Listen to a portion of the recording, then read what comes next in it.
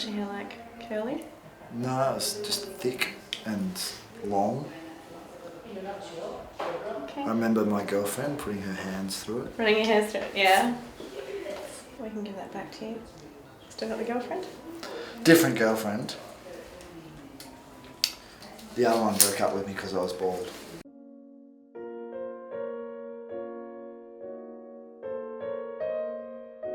I went bald when I was about 20, which totally sucked balls, to be honest. Before that, I had a thick head of luscious hair and women flocked to me. Not really, but looking like Homer Simpson only a couple of years after leaving school didn't do much for my self-esteem. We live in the 21st century. You can get a cure for almost anything, except fucking baldness. Thanks a lot, scientists.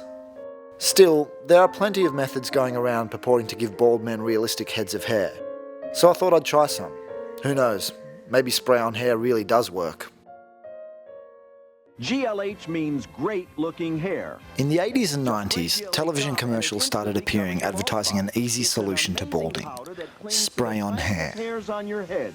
It actually builds on itself. The product eventually found its way into Time magazine's list of the worst inventions of all time, but that didn't stop a few men from trying it out. Never grow any more hair. Hey, Emmett, look at me now. A full head of hair. That's incredible. I've been getting harassing for being bald. I'm only a young man. No more dates without being called old man, but the babes are back. Putting aside the fact that even the guys in the commercials looked ridiculous, I decided to give spray on hair, which is miraculously still available, a try. You ready?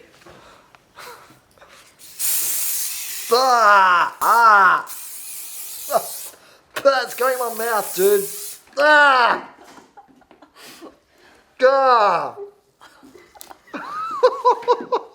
Do I look at the camera or not? Yeah. Even though I looked like I'd just spray painted my scalp black, I needed to test out spray on hair in the field. I'm bald and I've been trying to find alternative methods to regrow my hair and it hasn't really worked, so I was thinking about I got spray on hair. Mm-hmm. You heard of that? No, I can see it though. Yeah, do you think it looks good? Yeah. Do you want to touch it? Not really, no. Is that actually hair or a tattoo? No, it's spray on hair. Spray on hair. Is it just spray paint? No, it's spray on hair. Can I touch it? Yeah. It's just like hair in a can that you spray onto your head. But I'm assuming I'm about do you to want to see what it looks like? Is it? Right, okay, it's very nice. You've got your own little hat going on. Do you think if I went up to you in a club and I was like... I think I prefer it without that colour. Do you want to touch it? Whatever floats your boat. Not really. Do you guys think my hair looks good? That's pretty good. Yeah? Hey, excuse me, can I ask you guys a question for a TV show? No. Oh, come on. It doesn't look like hair. Can I have your phone number? No. Okay. The spray on hair was a failure for obvious reasons, so I went to a wig and toupee shop in Surrey Hills. There are plenty of options for me to choose from, but I wanted something realistic.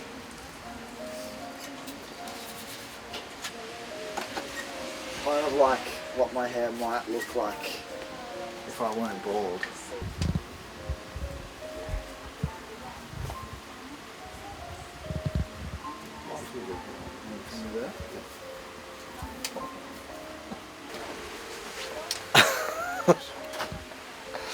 I was actually quite impressed.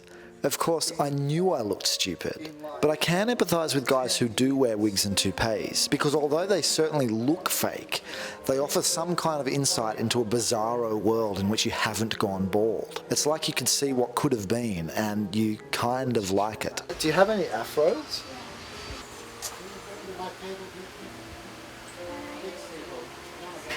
In the end, I decided wigs weren't for me either. At some point, a gust of wind is going to come by, and it's going to fall off in front of people on the street, and then I'll never go outside again.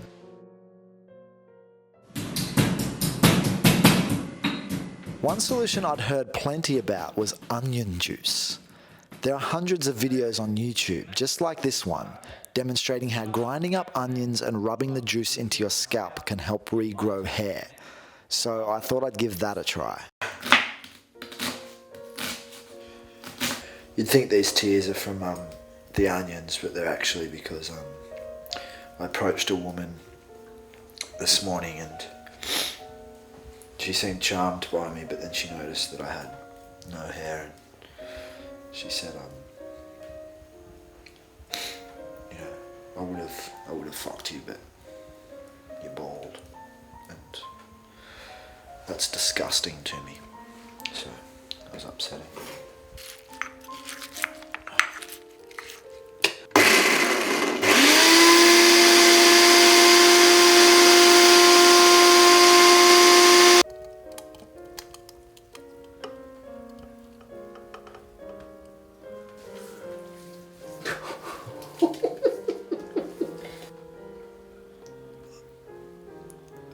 It's about to go into my eye. The onion's about to go into my eye. Here I am, sitting in the bathroom of my parents' house with onion slop on my head. Pretty much my lowest point. There are, of course, some legitimate scientific methods for curing baldness. I spoke to Sarah at Man Cave Sydney. Sarah has recently started Man Cave as a one-stop shop for men's grooming and beauty treatments, offering everything from Botox to a non-invasive liposuction treatment called cool sculpting. You can even get the hair on your scrotum removed by laser. When we do a transplant, it's not the actual hair that we're transplanting, okay? Because the hair is just sort of dead protein. Yep. What we're interested in are the cells around the edge. Yep. Okay, sebaceous gland in there, so they contain all the stem cells. All right, that's what we're transplanting because that's what's going to keep growing in your hair. All right, so transplant a whole lot of those. The picture we looked at here maybe has 4,000 of them.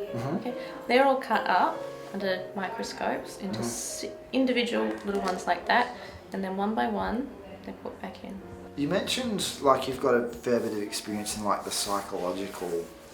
I mean, I'm sure you've seen a lot of men who've gone bald, like, and especially young men. How do you think it's affected them psychologically? We get guys coming in here and you know, once they realise we're not here to hurt them and they really open up, and sometimes they're in tears, and you can see just how much it affects their lives. So, you know, they might have dropped out of uni, or they won't get into relationships, or they're too scared to get a job.